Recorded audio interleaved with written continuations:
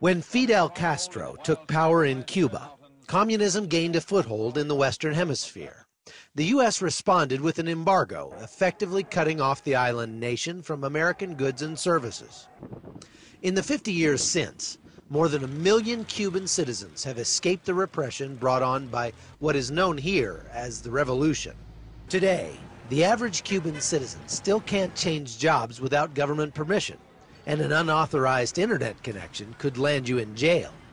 The government owns most businesses, and the average citizen makes only about $15 a month.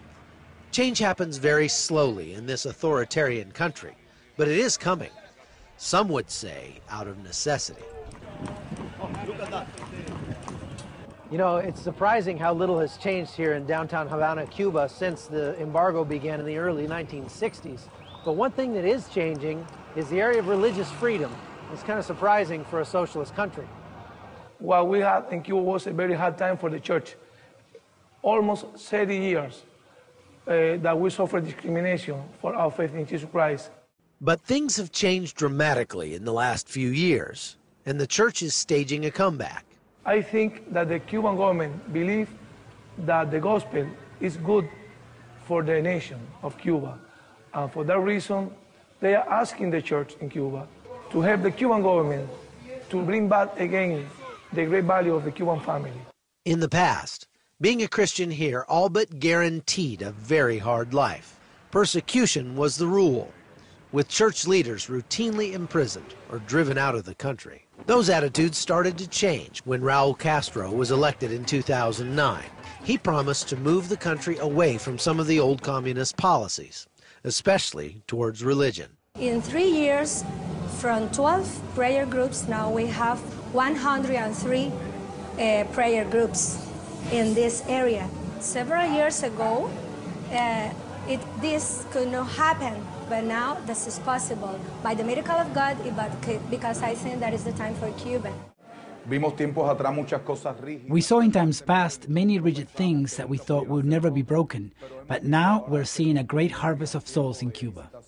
The church is also making inroads in the public schools, where they've been given permission to teach children the basics of moral principle, something unheard of even in America today. Some locals attribute this to economic reasons. The government sees the church as a cheaper way to carry out social programs. But these church members believe there are deeper reasons. The people love us because we are bringing a message of love, of peace, of healing. We've gone around to various places bringing food and clothing to those in need. And over 100 children have received Christ through what we've done so far. And this leads to a new challenge. We need Bibles. We need help with our budget to complete the work that is being done here. I think that the main thing is pray for us. And you can help with Bibles, because sometimes the church grows up very fast and we have not enough material, enough tools. The Christians in Cuba are doing their best to take advantage of their newfound freedoms and spread the gospel to the entire country. God is doing this in a special way for Cuba. It's the special time for Cuba. Chuck Holton, CBN News, Havana, Cuba.